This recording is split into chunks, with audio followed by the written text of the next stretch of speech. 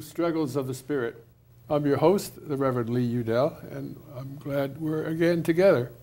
It's a beautiful sunny day here in Vermont, and the ice is melting. And there are real hopes that maybe we'll have spring. We're in April, as you know, and that's encouraging.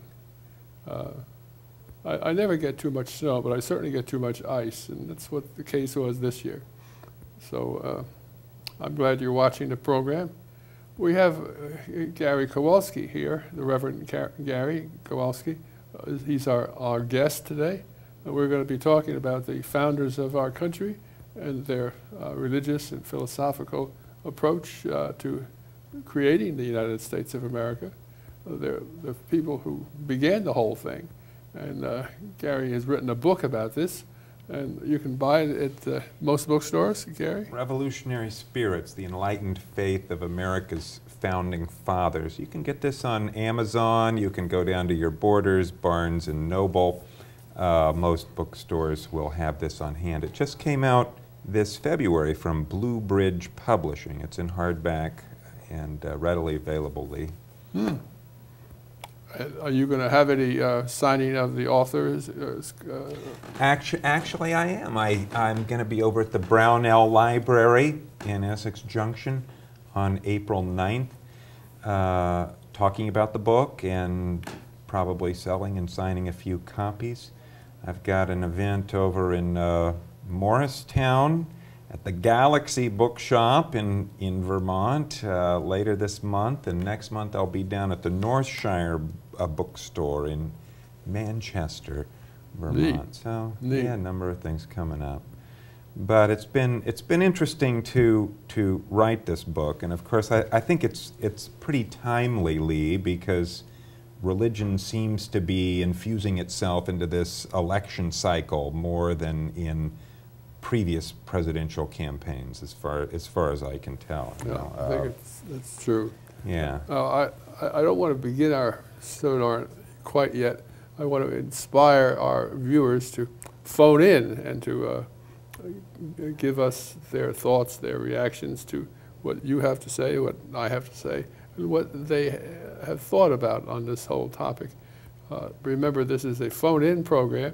Unlike the major television programs, we want you to phone in. You can phone in. You don't have to do some special trick. You just use our studio phone number and call in, and the technician, Bill, will connect you with us. We have a loudspeaker and microphone here on our lapels, so we can talk with you just as though you were in a room.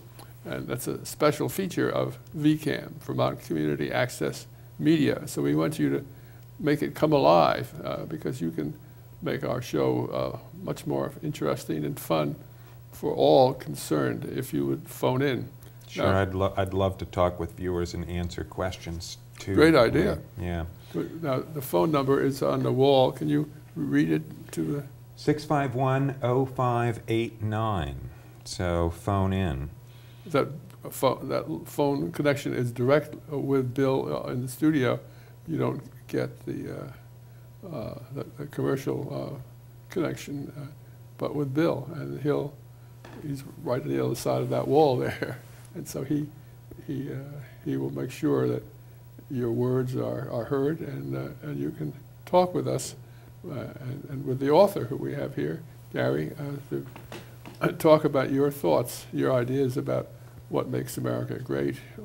I think anyone who's been paying attention has noticed the prominence of religion and faith issues in the presidential campaign. We had Mitt Romney on the Republican side, who was grilled rather intensely over his membership in the Mormon Church and the tenets of the Church of Jesus Christ of the Latter-day Saints. We've had Mr. Obama on the Democratic side, first with rumors that he was a Muslim rather than a Christian, rumors that were totally untrue, and then more recently the whole flap with his pastor, Reverend Jeremiah Wright at the Trinity Church, making some rather controversial remarks in the course of a sermon.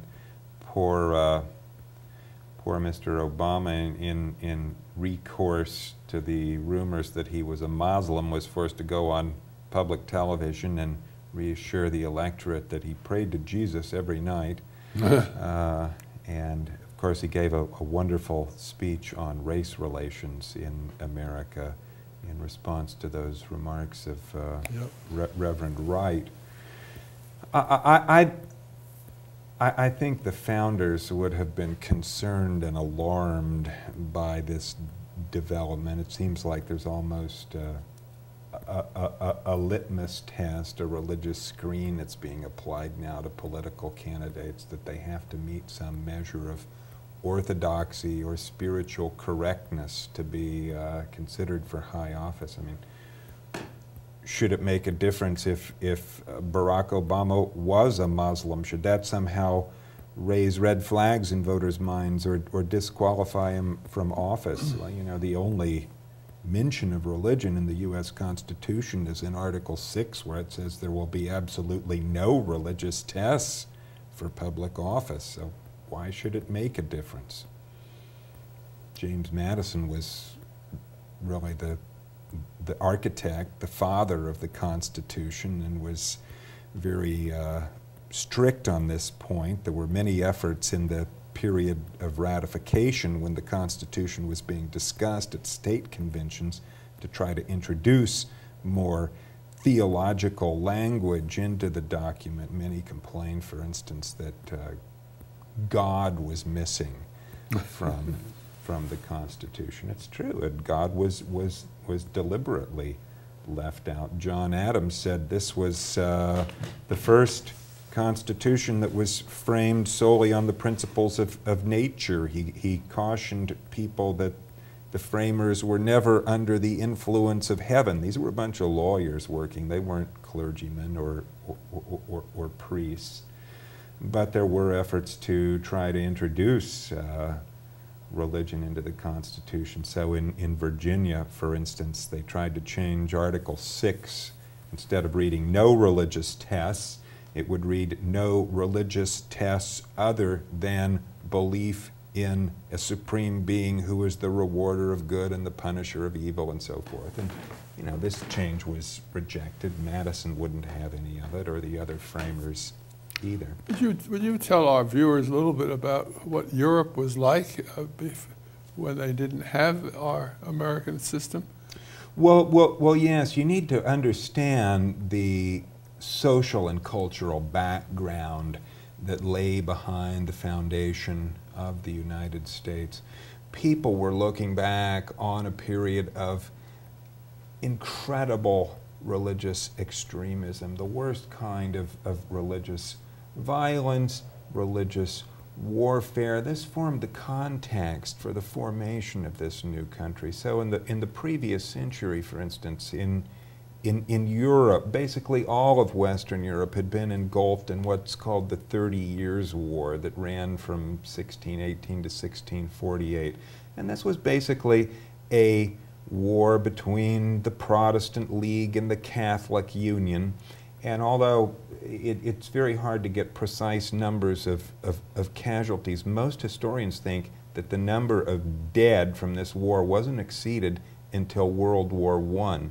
Really? And really the population of Europe, of course, in the early 20th century was much, much larger. They were working with machine guns and tanks and poison gas. Back in the 17th century, all they had were spears and crossbows.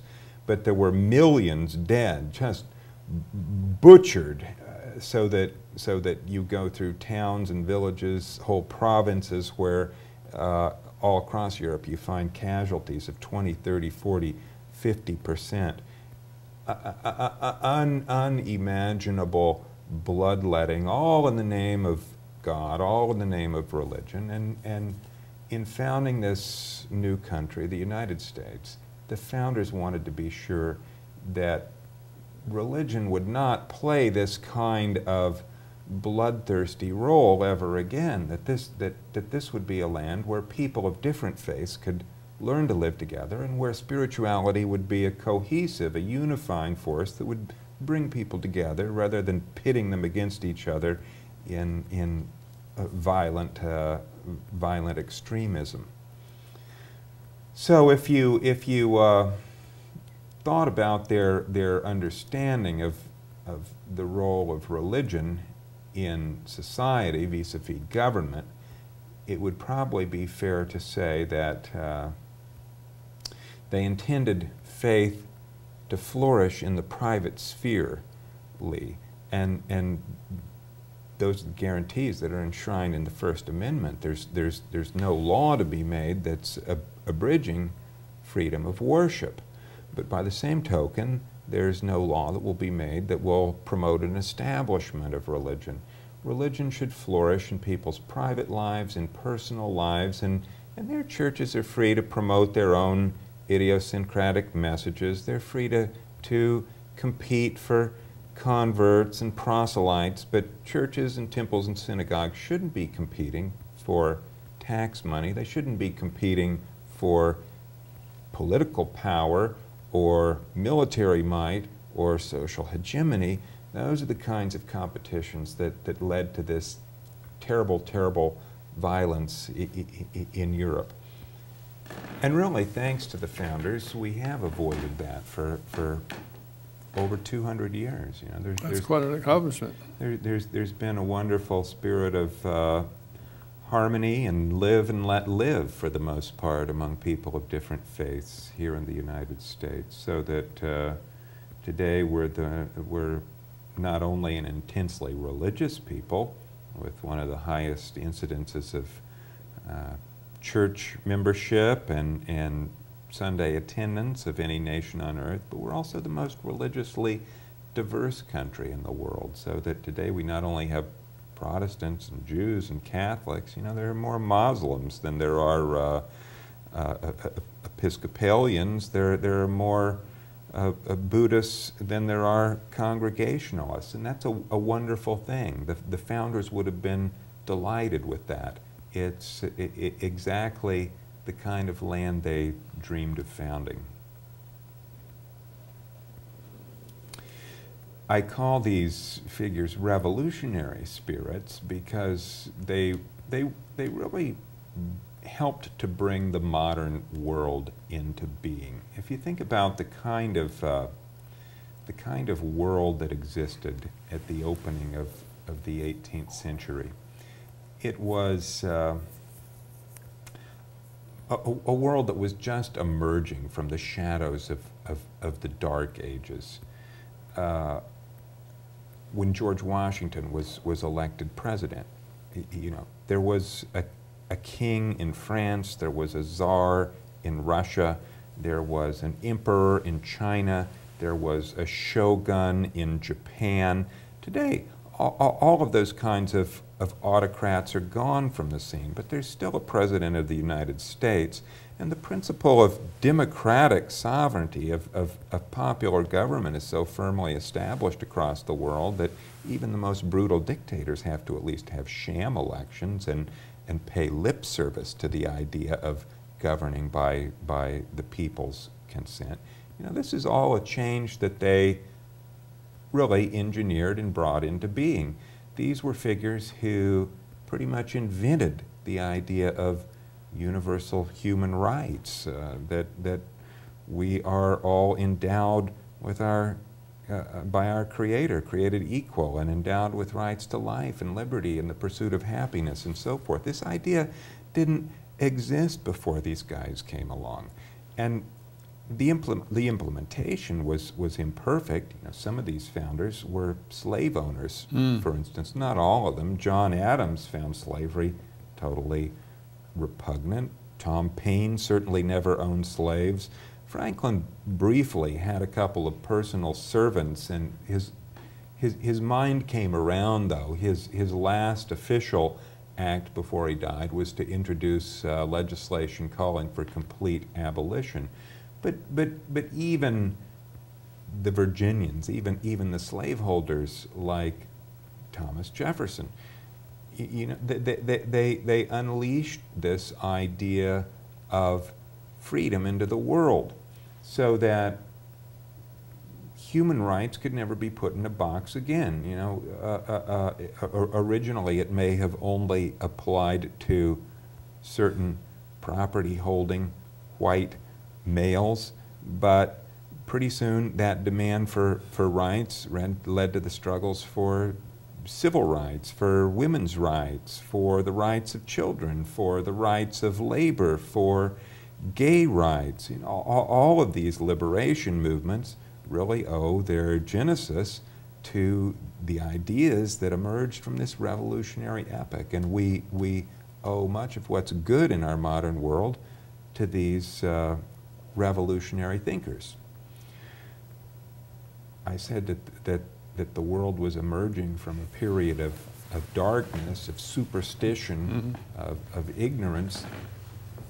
It's instructive also to realize, Lee, that the witch trials of Salem were no distant memory for most of these men. I mean, Ben Franklin was born in 1706. That was just 14 years after the witch madness in Salem had taken place. And, wow. And Cotton Mather, the Puritan minister who helped stir up the craziness in Salem, was actually a contemporary of Ben Franklin. They knew each other. They were neighbors in Boston. They were well acquainted with each other. So this wasn't a distant memory at all. In fact, the belief in witchcraft, sorcery, necromancy continued to be part of the popular culture, and even the legal traditions right up into the outbreak, the eve of the American Revolution, so that John Adams in 1768 was at work in practice as an attorney, and he had a case of a man who was accused of murder, Roger Ames. He'd been accused of murdering his wife, Ruth, and actually Ames, his own grandmother, had been accused of witchcraft 2 generations before. She'd been part of that craziness in Salem. Now, Mr. Ames didn't really have any evidence that could be used either to acquit him or convict him, so the judge in the case determined that the way to determine guilt or innocence was through a trial by ordeal. This was in 1768, and the judge ordered Mr. Ames' wife's dead body dug up from the grave where it had been moldering for 5 weeks and brought into the courtroom and laid upon a table. And he determined that guilt or innocence would be determined through a trial by ordeal known as ordeal by touch. This was a very old superstition. You can find allusions to it in Shakespeare, in Henry VI, for instance. It had often been put to use in the Massachusetts Bay Colony. And the superstition, the folklore was that a murderer, if they touched the dead corpse of their victim, that the blood would rise fresh and red to the surface of the skin, and thus be a sure sign that this was indeed the perpetrator of the crime. So here in 1768, we have the dead body of Roger Ames' wife, Ruth, laid out on the table. It's covered with the sheet. The judge orders the sheet to be withdrawn and says to Mr. Ames, now you put your hand on your dead wife's neck, and we're going to have the trial by ordeal here. And at this point, John Adams flew out of his chair. He said, I object, this is nothing but black arts and witchcraft. Wow. And Adams' objection was sustained by the judge. It was the last time that witchcraft wormed its way into a Massachusetts court of law. But this was the environment, the mental world, the religious world, if you will, in which these founders were operating. So if in the U.S. Constitution they were careful to build in safeguards like trial by jury, the right to confront your accusers, protection against cruel and unusual punishment, there was a good reason for that. You know, it had been just in recent memory that people were being crushed under stones, tortured to death in Salem as part of a normal legal procedure. So these founders were really helping to bring the modern understanding of the world into existence. Up until that time, most people really knew very, very little about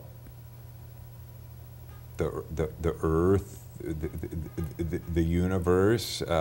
People were living in kind of this ancient mythological cosmos. So for instance, early in the 18th century, most people still believed that the Earth was still at the center of the universe. Wow. Yeah. Copernicus, you know, had thrown out his theory of the heliocentric cosmos 100 years before, but that hadn't really filtered down into the brain of the average dairymaid or field hand. So you find early in the 18th century almanacs, which were very popular in the time. Almost everybody owned them. And the almanacs from the early 1700s will be describing how the universe is composed of 11 crystal spheres, and the planets are on the spheres, and the sun is on one of those spheres turning around the Earth, and then the fixed stars are on the outer sphere. Oh, that might have been written by Aristotle, you know, 2,400 years earlier, and it's still there at the time of the founders. But all that was starting to change. This was really the period in which the human race, for the first time, was discovering deep space and deep time. Franklin was one of the popularizers of these discoveries, and his almanac, Poor Richard's, tried to counter the misinformation about the crystal spheres and so forth. He explains to people in his almanac that it's actually the sun that's at the center of the universe, and that while we don't precisely know the distance between the Earth and the sun, there's going to be an event taking place in 1761 and 1769. He's explaining all this in the 1750s, called the transit of Venus. And at that point, the planet Venus is going to go across the solar disk, and Franklin explains there are going to be scientists from all across the globe watching this, and some of them are going to be in Europe, and some of them are going to be in North America, and some of them, like Captain Cook, are going to take their telescopes and observational instruments to Tahiti. They're all going to be watching this and taking measurements, and through a process of triangulation, be able to determine for the first time really how far it is from the Earth to the sun. And that's indeed exactly what happened in 1761 during the observation of the first transit. The distance was calculated to be 93 million miles, which is pretty darn close to what astronomers tell us is the exact value. But this had the effect of enormously expanding the known universe that people were living in. Up until that time, people had been living in this fairly small, self-contained world, so that even Copernicus, even Galileo had thought that the universe might be a few million miles in extent. Suddenly, in the middle of the 18th century, it was realized that just our solar system was probably 100 times bigger than the previously known universe. And then in 1781, the planet Uranus was discovered, and our solar system doubled again in size. And meanwhile, in the same period, philosophers, and philosophy in those days was just another name for natural science, philosophers like Immanuel Kant, who wrote about natural phenomena like astronomy and stars and planets and comets before he got all interested in the critique of pure reason and so forth. Kant was suggesting in 1755 that these little smears of light that the astronomers were seeing through their telescopes and calling nebulae, well, they might actually be island universes, Kant suggested. In other words, they might be separate galaxies, so that we were living in one galaxy, the Milky Way, that had hundreds of millions of stars, but then there might be these completely distinct and separate universes, each of them containing hundreds of millions of stars. It was mind-boggling. It was incomprehensible to most people. And it certainly stretched traditional notions of faith and ideas of God as the creator. The book of Genesis says that God made men and women in God's own image. But could you really believe that if God had created all these stars and planets and systems and worlds?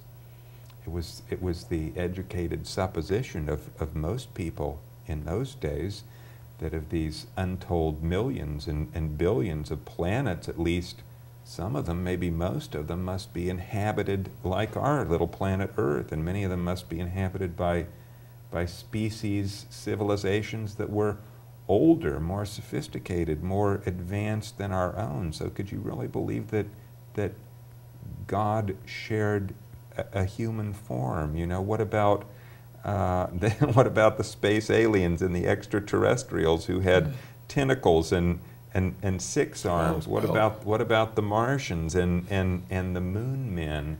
And could you really believe literally the Christian story of salvation, that God had taken flesh as a Galilean peasant and come down to this planet, the third rock from the sun, to accomplish the central drama of salvation? Where did that leave all of the other inhabitants of this great incomprehensible universe? You find the founders asking these questions. You know, John Adams, who grew up in a Puritan environment, Braintree, Massachusetts, was asking these questions in his journals. He got interested in astronomy when he was going to Harvard College. That was kind of his favorite subject there. Looking at the moons of Jupiter was sort of the highlight of his undergraduate career. He couldn't really totally believe those myths, although he continued to think of himself as a Christian. What got you into this whole area? Well, what got me into this was a desire to learn, Lee, to educate myself, and also to dispel what I think are common misperceptions, misunderstandings of who these founders were, what their intentions were, Why don't you and give what us they some believed. specific education here about these founding fathers? That Yeah, well, I've already shared some education. Sure. For instance, there's a common perception that they intended this to be a Christian nation. During one of the Republican debates last fall, I think all the contenders were asked this question, and John McCain said, yes, our Constitution says we're a Christian nation. Well, I have a lot of respect for Mr. McCain. I'm sure he knows better than that. As I mentioned, the only reference to religion in the Constitution is Article 6, where it says there will be no mention of religion in the Constitution.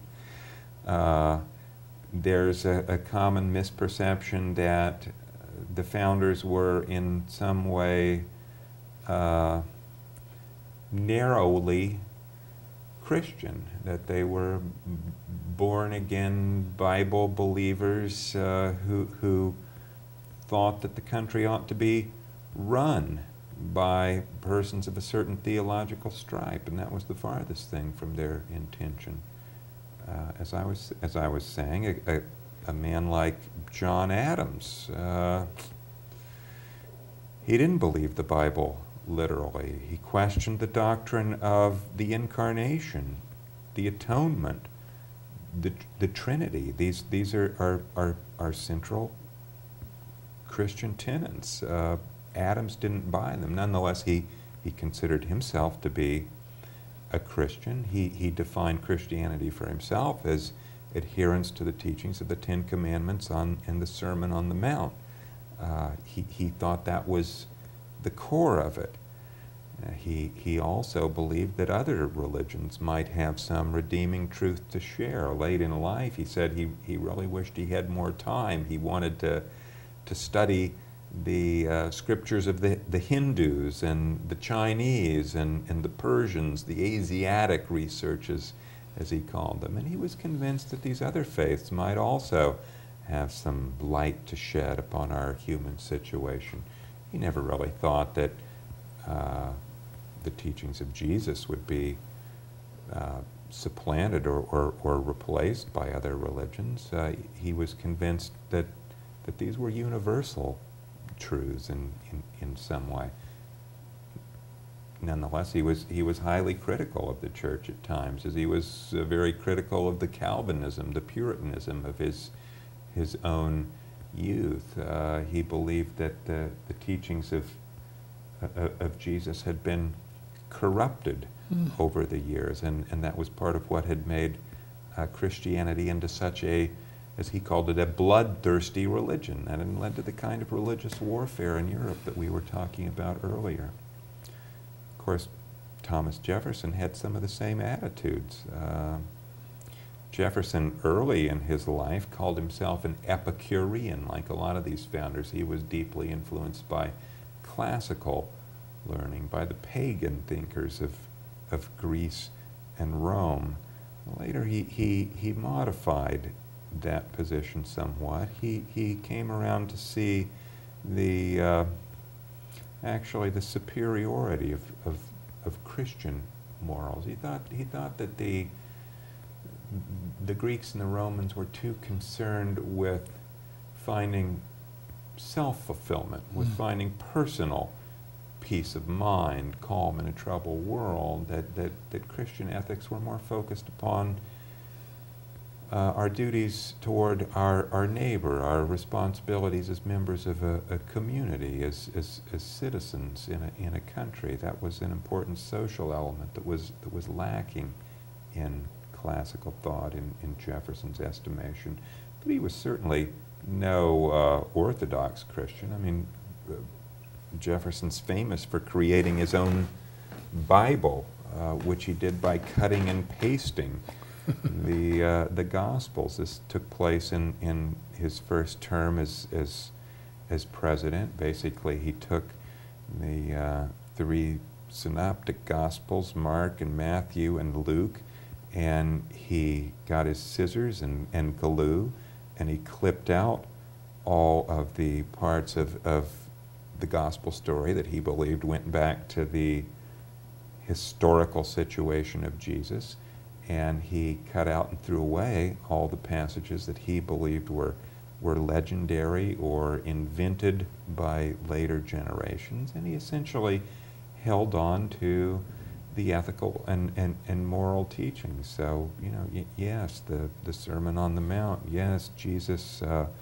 welcoming the little children, come unto me, if such is the kingdom of God. But you know, the Good Samaritan, the prodigal son, those he considered to be true teachings of Jesus. He left out elements that seemed to be miraculous or in his mind implausible. Some of the healings, feeding the 5,000, he left out the resurrection. Probably never happened in Jefferson's mind.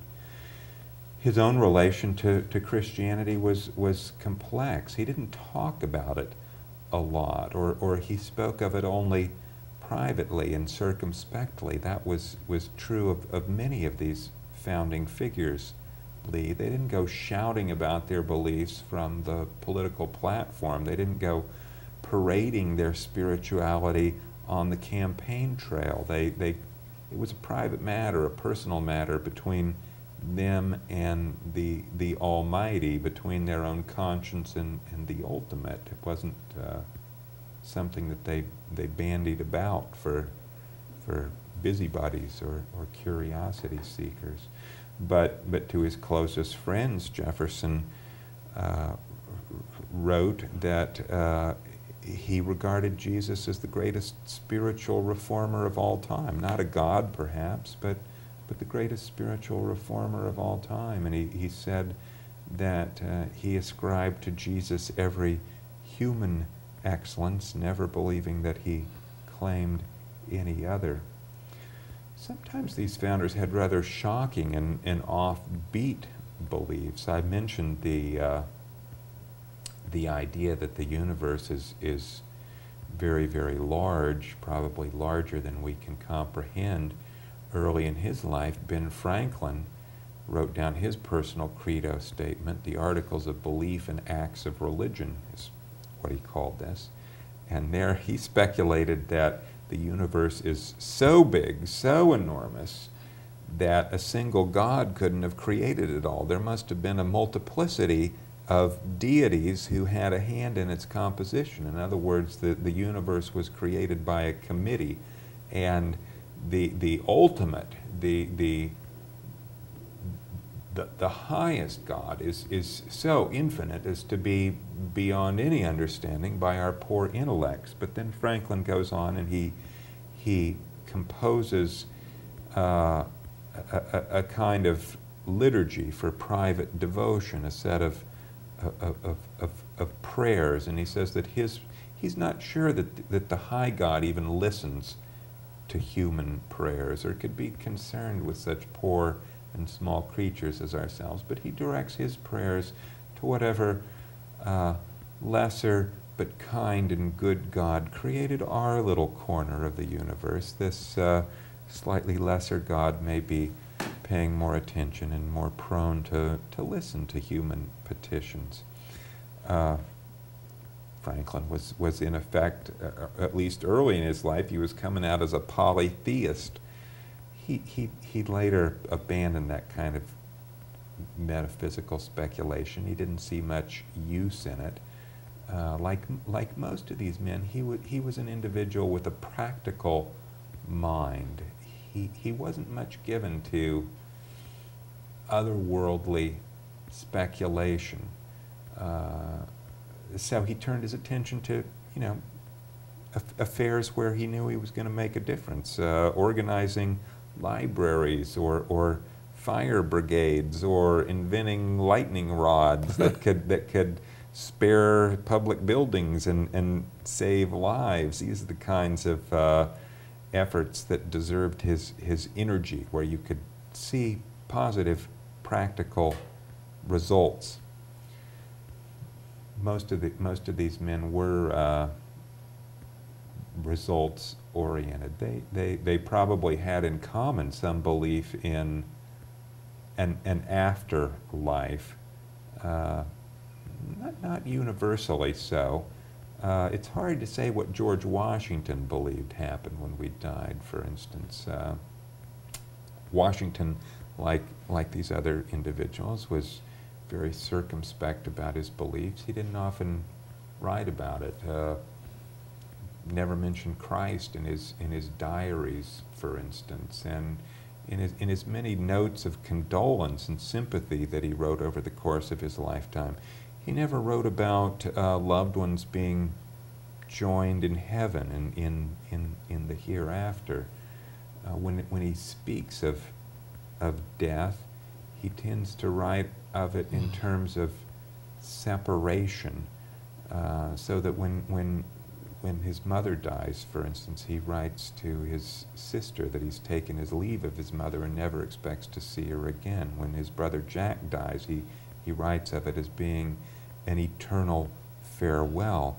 He had almost a pagan idea of continued existence. He speaks of it in terms of a world of spirits, a world of shades and shadows, but it's a rather dark and dreary realm that he has in mind in many senses.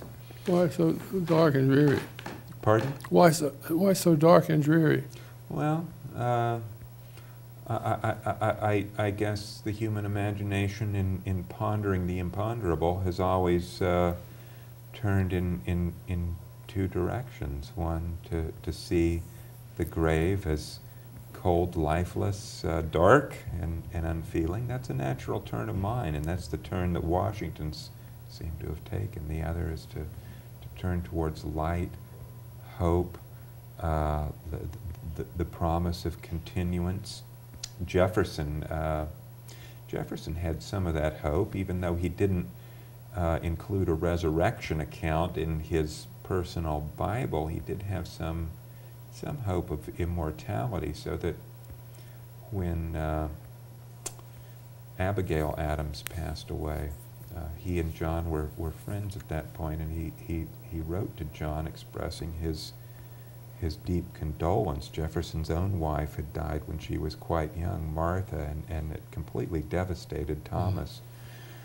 So he had a great fellow feeling in this situation, and he said, there are ills in this life that nothing can really cure except time and silence. And then he went on and he expressed a hope to John that they might be reunited with their loved ones. And after death. And he's called it, we might be reunited in an ecstatic union in the hereafter. And John replied, well, we might, but we don't really know what happens when we die. And in response, Jefferson then says, you're right, we don't really know what happens. And he says that he speculates on it less and less, that he's more and more forced to use the pillow of ignorance. This is the phrase he uses. He lays his head upon the pillow of ignorance, which a kind Creator has made so soft for us, knowing how often we would be forced to use it. So these were individuals who recognized that we don't have all of the answers, and there might be certain questions to which we will simply never know, on which we have to remain agnostic to a certain degree. They were men who were comfortable with uncertainty, with ambiguity, with not knowing. In fact, at times they were positively excited by the prospect of not knowing. I think this was what excited them so deeply about science, about the discoveries of the natural world that were taking place at that time. It was pushing back the frontiers of ignorance, but also always remember understanding that there would be unanswered questions looming ahead of us. Science is really just, when you get down to it, it's really just a systematic way of asking questions, along with a certain consensus about the kinds of evidence or data that we're going to allow to provide the answers. So it has to be evidence that's in the public domain, that everyone can agree on, see and touch, or weigh or measure. You can't find answers to questions of science by saying, well, an inner voice told me that it was so, or I read it in a book. Those aren't the kinds of answers that qualify as evidence. These founding fathers of our country, they all prayed, did they? Well, yes and no. I mentioned Franklin. Franklin wrote a book of private devotion, a private prayer. He was also famous at the Constitutional Convention in 1787, when the convention was on the verge of breaking down into pettiness and bickering. He suggested that they start each day with a formal prayer. Well, that suggestion was not adopted by the delegates. Alexander Hamilton rejoined that he didn't think the delegates needed any foreign aid Foreign aid. Foreign aid, right. But nonetheless, Franklin's suggestion was probably just meant to shock them into remembering their better selves, acting on the better angels of their nature, and it was certainly successful in that way. Many of them issued formal prayers during their presidency. Washington declared a day of thanksgiving, Adams a fast day. Jefferson didn't. Madison, during the War of 1812, did issue a presidential prayer asking for aid for the American armed forces in that conflict, and he addressed the prayer so generically. It was addressed to the great parent and sovereign of the universe, and one more Bible-believing Christian read that, and he said, well, that's the kind of prayer that could have been written by a deist or an infidel or even an atheist. So Madison, after that, he regretted issuing the prayer at all. You know, and this is the problem with mixing church and state with official proclamations of sanctity and so forth. You're bound to offend somebody. It doesn't tend to unify people or bring people together. It just leaves those who sense themselves to be excluded on the fringes feeling mad and left out. So Madison regretted issuing that prayer at all. Intriguing. So were they praying men? Well, to a certain extent. Some were churchgoers, some were not. Adams went to services practically every Sunday. George Washington, on occasion, went to church. He wasn't a regular attendee. It's interestingly, of course, he was nominally at least an Episcopalian, but he avoided going to church on Sundays when he knew that communion was going to be served.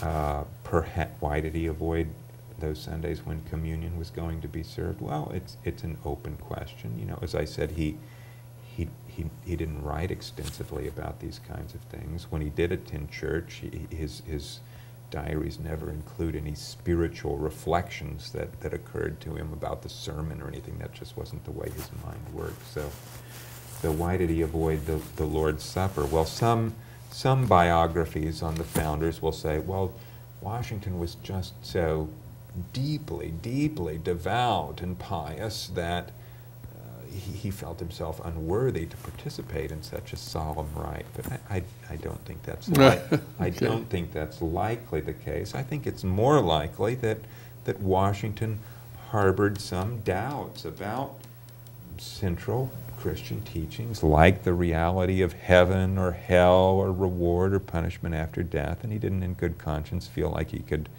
participate in that particular rite. He actually got scolded from the pulpit at Christ Church in Philadelphia, the church he attended when he was president, scolded by the rector there, James Abercrombie, for not taking part in the Eucharist. Abercrombie, from the pulpit, said that those in elevated stations were setting a bad example by refraining from a rite that was so solemnly enjoined by the holy founder of our religion. After that, Washington just stopped attending, so scolding him from the pulpit didn't work at all. He wasn't a man who was going to bend to that kind of behavior. It's interesting, when Washington died, he'd been out on his estate at Mount Vernon. It was December, kind of raw weather, cold, wet. He'd contracted what was probably an inflammation of the airways, epiglottitis, so that his respiratory tract swelled shut, and he couldn't believe he was in some suffering during this process of slow asphyxiation. He had his doctors about him.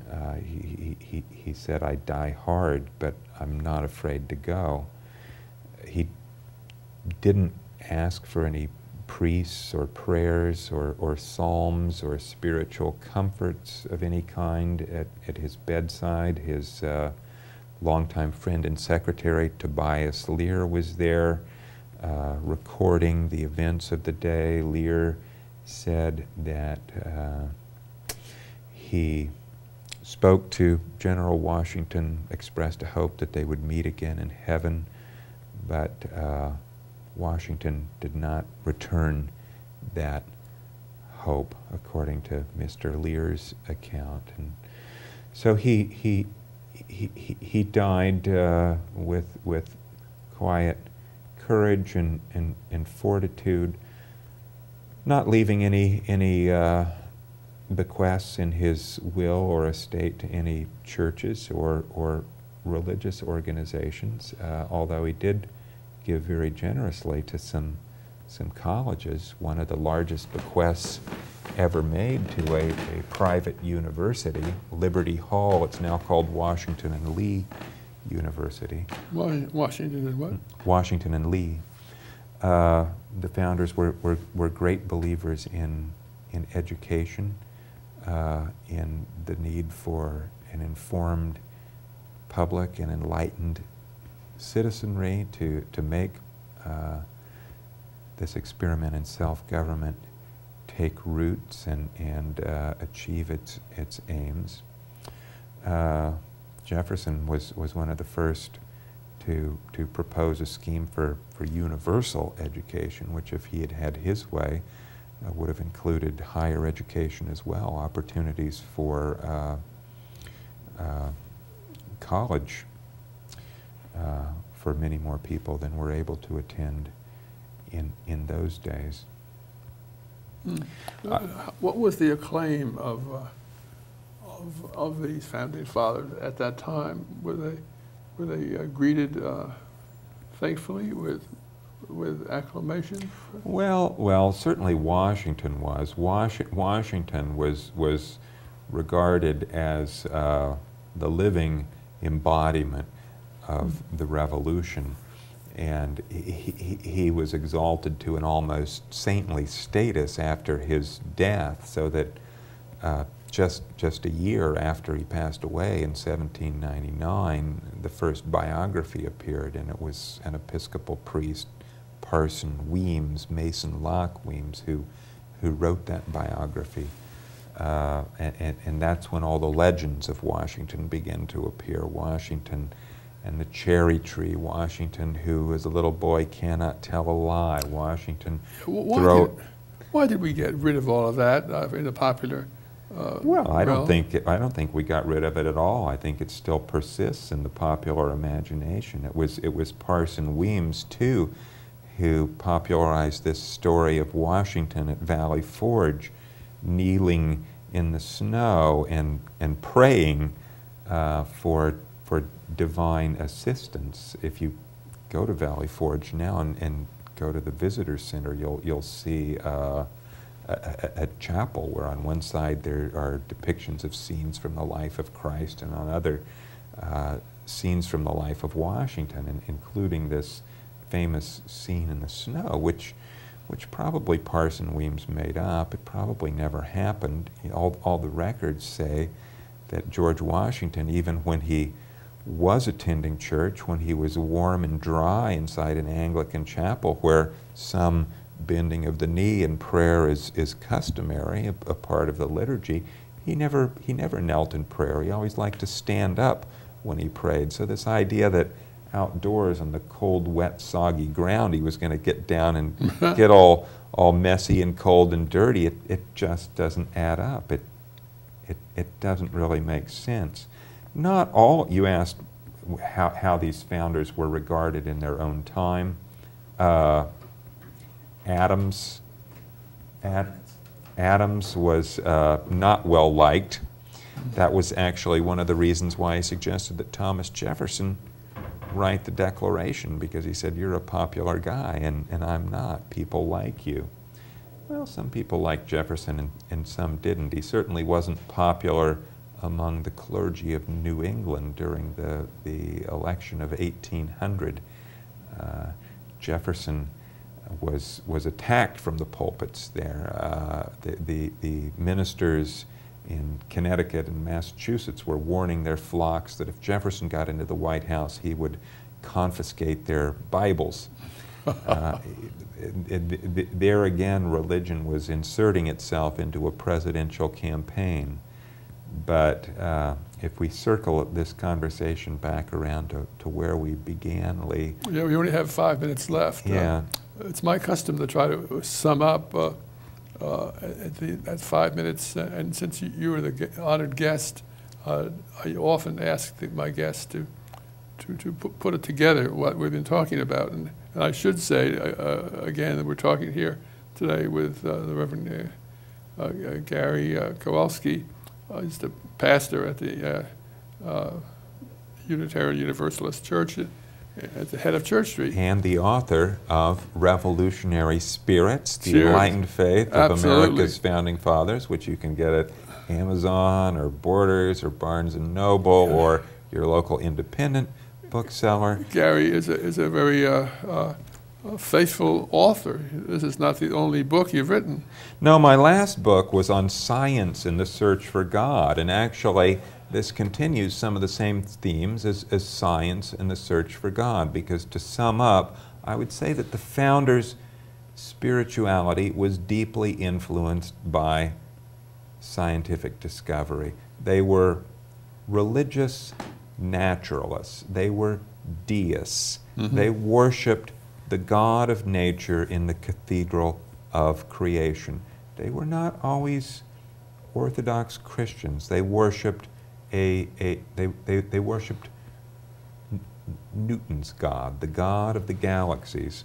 And I would also describe them as religious liberals. They were liberals in the classic sense, that they believed every person was born with a zone of personal autonomy. And that zone of autonomy included right to free speech, freedom of expression, and above all, freedom of worship. They thought that Americans should be free and encouraged to practice their faith in the private sphere, but that religion shouldn't get entangled with government or the machinery of public policy. And thanks to that separation of church and state that they engineered into the foundations of our country, America has become a land where faiths of all varieties today flourish, and where people can live largely in peace and cooperation with those whose creed differs from their own. We have so much to be thankful for these founding fathers who set us on this course.